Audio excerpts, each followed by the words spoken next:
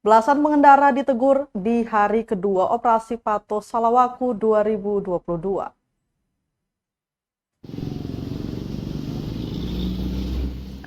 Operasi Patuh Salawaku sudah digelar sejak Senin 13 Juni 2022 kemarin.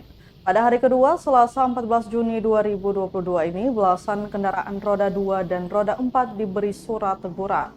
Pantauan Tribunnews.com pada pukul 10 pagi, belasan kendaraan yang tidak memenuhi syarat berkendara di jalan langsung diberhentikan.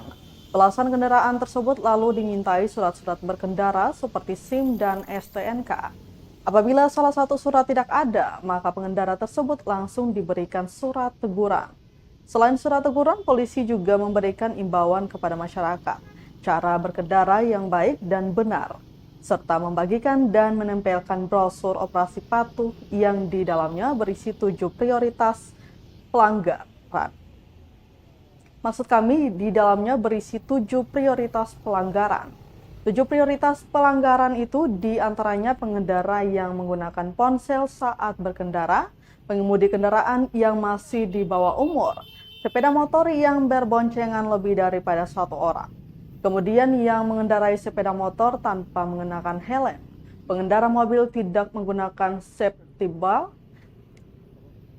mengemudi kendaraan dalam kecepatan yang tidak sesuai, dan mengendarai kendaraan di jalan raya dalam pengaruh miras. Untuk diketahui, Operasi Patuh Salawaku hari kedua oleh Polresta Pulau Ambon dipimpin oleh Kanit Laka Ibtu Ahmad menyasar 3 titik, yakni Gong Perdamaian Dunia, Jalan Tulu KBC, dan depan Maluku City Mall atau MCM Ambon. 6. Berkendara melawan arus. 7.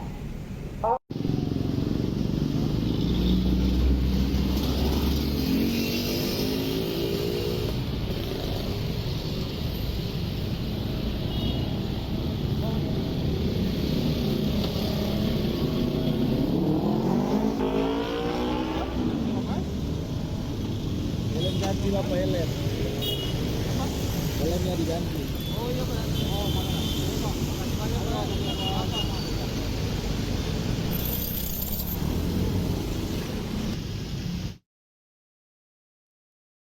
Terima kasih sudah nonton.